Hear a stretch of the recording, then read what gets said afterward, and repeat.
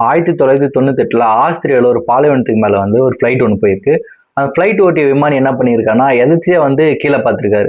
அவர் கீழ பார்க்கும்போது ஒரு ஒரு வரைபடம் ஒண்ணு தெரிஞ்சிருக்கு. அது சாதாரண ஒரு வரைபடம் இல்ல. அந்த வரைபடம் எப்படி இருக்குன்னா, 4 கிலோமீட்டர் அகலம் வரை இருந்திருக்கு. அது இல்லாம அந்த வரைபடத்துல வந்து கையில வந்து ஏதோ ஒரு ஈட்டி இல்லன்னா வந்து ஒரு கொம்பு வச்சுன்னு ஓடுற மாரி இருந்திருக்கு. அந்த வரைபடத்த வந்து தரையிலிருந்து பார்த்தனா வெறும் கோடு மட்டும் தான் தெரியும். இதுவே வந்து வானத்திலிருந்து பார்த்தா தான் முழு உருவமும் தெரியும். இந்த வரைபடம் எங்க இருக்குன்னா, சவுத் ஆஸ்திரேலியால மரே என்ற ஒரு சிறிய அவுட்பேக் நகரத்திலிருந்து ஒரு 60 கிலோமீட்டர் வந்து தூரத்துல தான் இந்த வரைபடம் இருக்கு. இந்த வரைபடத்தை உருவாக்குனது வந்து யாருன்னே தெரியல. எதுக்காக உருவாக்கப்பட்டாங்கன்றதுமே தெரியல. இந்த வரைபடத்தை பார்த்த விமானி வந்து என்ன பண்ணியிருக்காருன்னா, இது சாதாரண ஒரு டூரிஸ்ட வந்து இன்டராக்ட் பண்ற ஒரு விஷயம் தான் அப்படின்னு நினைச்சு என்ன பண்ணியிருக்காரு, அந்த மலையை உள்ள போயிருக்காரு.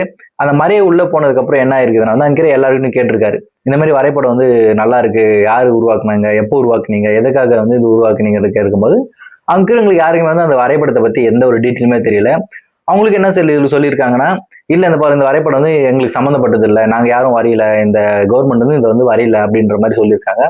அதுக்கப்புறம் அங்க ஒரு சில ஆராய்ச்சியாளர்கள் ஆராய்ச்சி பண்ணி பார்த்திருக்கும் போது என்ன பண்ணியிருக்குன்னா, நல்ல பெரிய பெரிய அகலமாக கோடுகளை வந்து வரைஞ்சிருக்காங்க. அந்த கோடுகள் வந்து எப்படி வரைஞ்சிருக்காங்கன்னா, தரைக்கு மேல இருக்கிற மண்ணுங்களை வந்து தவிர்த்திட்டு நவுத்தியதுக்கு அப்புறம் வந்து ஒரு தரையில வந்து குச்சியில குத்தி இப்படி இழுத்தா எப்படி இருக்கும் அந்த மாதிரி வந்து உள்ள இருக்கிற மண்ணுங்கெல்லாம் வெளியே வந்து ஒரு மாதிரி பளபளன்னு தெரியல. பளபள மீன்ஸ் கொஞ்சம் பளிச்சுன்னு தெரியல, டார்க்கா அந்த மாதிரி இருந்திருக்கு. இது வந்து எப்படி உருவாக்கப்பட்டிருக்காங்கன்னா, எர்த் மூவிங் மிஷின் எல்லாம் வந்து டிராக்டர் வச்சு இது வந்து வரைஞ்சிருப்பாங்க அப்படின்னு வந்து சயின்டிஸ்ட் எல்லாம் சொல்றாங்க.